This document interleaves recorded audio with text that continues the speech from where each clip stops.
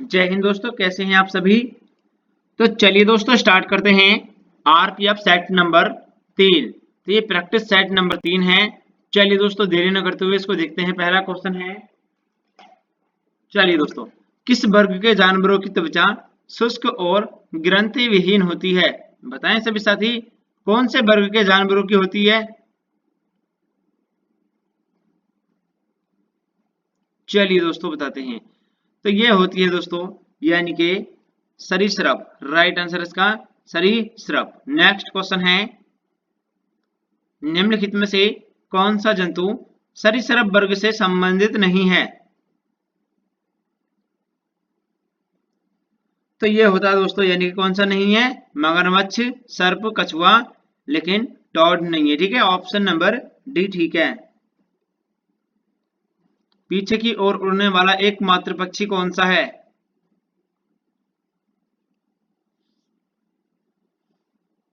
तो ये होता है दोस्तों हमिंग बर्ड। Humming bird.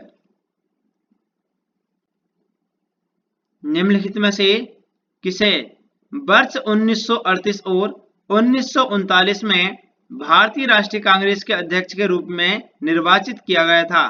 बताएं दोस्तों, किसको किया गया था। तो ये दोस्तों सुभाष चंद्र बोस को। सुभाष चंद्र बोस। भगवान बुद्ध की जयंती के उपलक्ष्य में कौन सा त्योहार मनाया जाता है। वैशाख। ठीक है। अगला क्वेश्चन है, भगत सिंह और डैश ने 8 अप्रैल 1929 को केंद्रीय विधानसभा में बम फेंका था। तो ये भगत सिंह और बटुकेश्वर दत्त ने फेंका था। ठीक है। नेक्स्ट क्वेश्चन है, मिहिर सेन ने किस वर्ष एक कैलेंडर वर्ष में 5 महासागरों को तैरने वाले एकमात्र व्यक्ति बनकर इतिहास रचा है।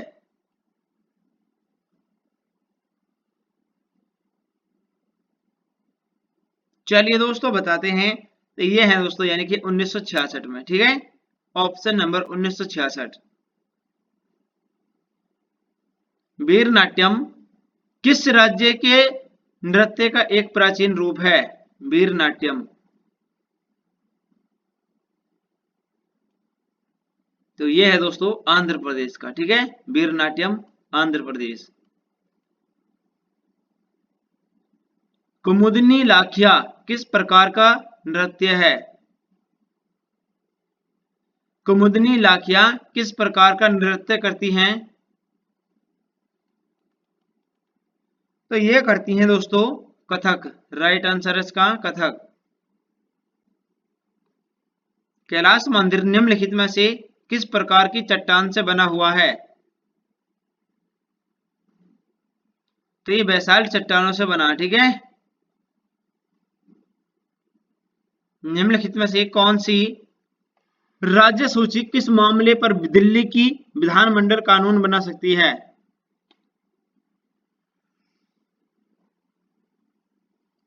निम्नलिखित में से कौन सी राज्य सूची मामले पर दिल्ली की विधानमंडल कानून बना सकती है। यह है दोस्तों स्वास्थ्य है।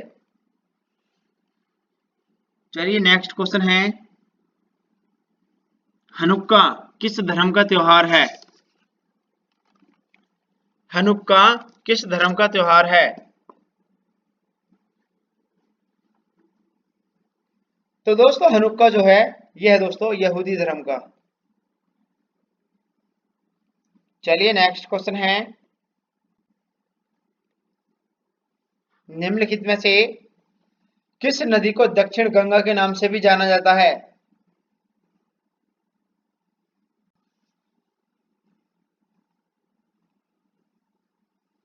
तो दोस्तों ये गोदावरी नदी को जाना जाता है। ठीक है। नेक्स्ट क्वेश्चन है, मार्च 1919 में खिलाफत समितियां कहां बनाई गई थी।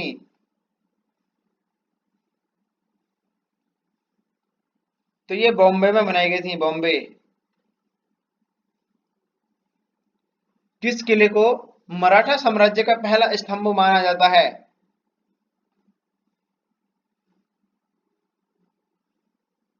तो ये माना जाता है दोस्तों, यानी कि प्रचंडगढ़। प्रचंडगढ़। सीएनजी का पूर्ण रूप क्या है? सीएनजी का पूर्ण रूप क्या है?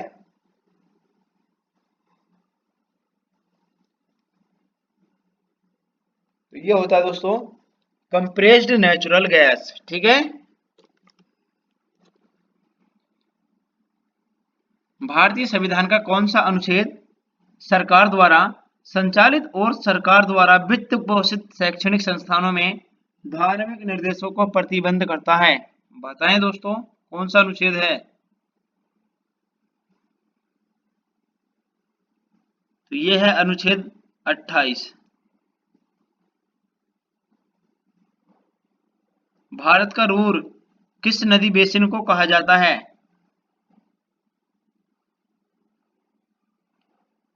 तो दोस्तों भारत का रूर जो है ये कहते हैं दामोदर को। भारत का सबसे बड़ा फुटबॉल स्टेडियम कौन सा है? तो ये है दोस्तों यानी कि साल्ट लेक सिटी। चलिए नेक्स्ट क्वेश्चन है,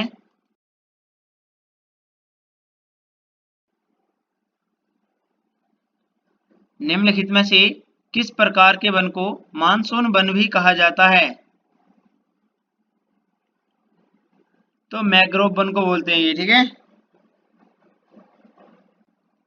राज्यों में विधानमंडलों के गठन का प्रावधान किस अनुच्छेद के अंतर्गत आता है?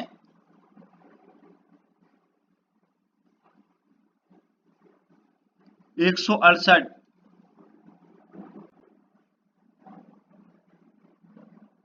विश्व में हरित क्रांति के जनक कहे जाने वाले नॉर्मन बोरलॉग किस देश के हैं?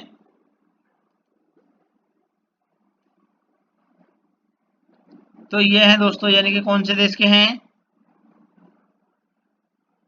यूएसए।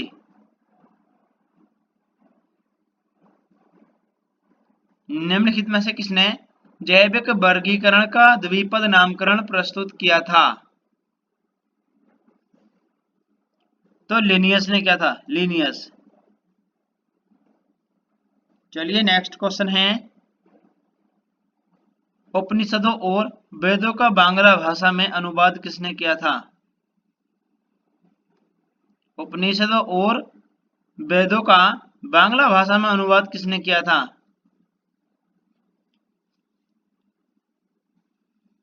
तो दोस्तों यह किया था यानी कि राजा राम मोहन राय ने।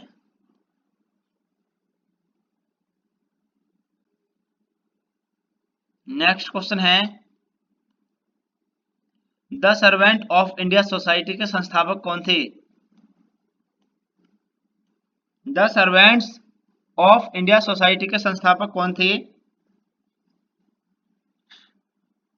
तो ये है दोस्तों यानी कि कौन है? गोपाल कृष्ण गोखले। भारतीय राष्ट्रीय कांग्रेस के किस अधिवेशन में पहली बार राष्ट्रीय गान गाया गया था? तो 1911 कोलकाता अधिवेशन में गाया गया था। गुप्तकालीन दशावतार मंदिर, जिसे उत्तरी भारत के सबसे पुरानी पंचायतन मंदिरों में से एक माना जाता है, कहाँ स्थित है?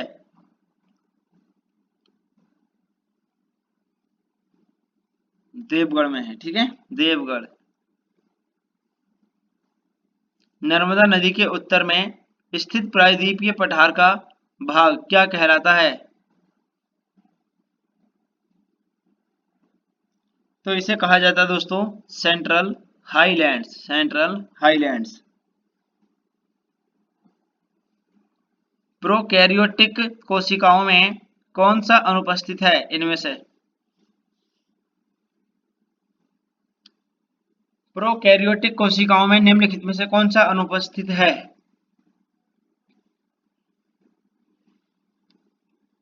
चलिए दोस्तों बताते हैं। तो ये है दोस्तों यानी कि राइबोसोम, कोशिका भित्ति और साइटोप्लाज्म, लेकिन परमाणु झिल्ली ये है अनुपस्थित। ठीक है।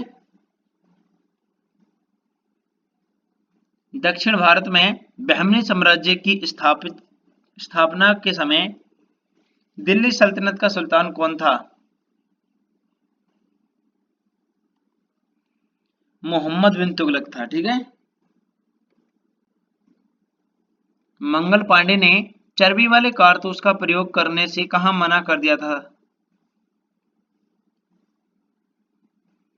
तो ये दोस्तों कहां पर मना कर दिया था? बैरकपुर में। पुलकेशिन द्वितीय जिसने हर्षवर्धन को हराया था, ये था, बताएं दोस्तों कौन था? ये चालुक्य था। स्तूप वास्तुकला में तोरण का एक तात्पर्य क्या है? तो दोस्तों इसका तात्पर्य होता है, क्या होता है? चलिए दोस्तों इसका राइट आंसर है यानी कि प्रवेश द्वार। बारदोली के प्रसिद्ध सत्याग्रह का नेतृत्व किसने किया था? सरदार वल्लभ भाई पटेल ने किया था। खिज्र खान किस राजवंश से संबंधित था? तो खिज्र खान का किस वंश से संबंधित था? सैयद वंश से। ठीक है। खिज्र खान का संबंध किस वंश से था? सैयद वंश। भारत के राजनीतिक प्रयासों का लक्ष्य स्वराज था। दादा भाई नौरोजी ने इस लक्ष्य की घोषणा कब की थी?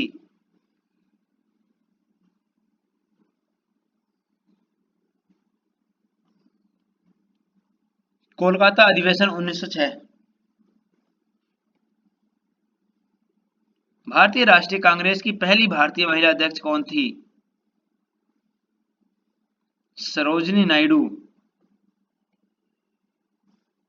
निम्नलिखित में से किस वर्ग में तापमान कुछ प्रजातियों में लिंग का निर्धारण करता है?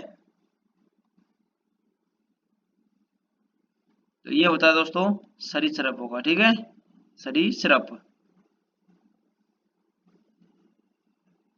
किसका प्राथमिक उत्सर्जी उत्पाद यूरिक अम्ल है? किसका प्राथमिक उत्सर्जी उत्पाद यूरिक अम्ल है? बताएं दोस्तों किसका है? चलिए दोस्तों बताते हैं। तो यूरिक अम्ल जो होता है दोस्तों, ये किसके उत्सर्जी उत्पाद में होता है? ये होता है दोस्तों पक्षियों का। ठीक है। पक्षियों का है। ये लास्ट क्वेश्चन है। सभी साथी चैनल को सब्सक्राइब कर लीजिए, क्लास को लाइक कर दीजिए। सती प्रथा पर प्रतिबंध लगाने के लिए किस वर्ष में अधिनियम पारित किया गया था? बताएं दोस्तों किस वर्ष में किया गया था? 1829। तो चलिए दोस्तों मिलते हैं अगली क्लास में। जय हिंद साथियों।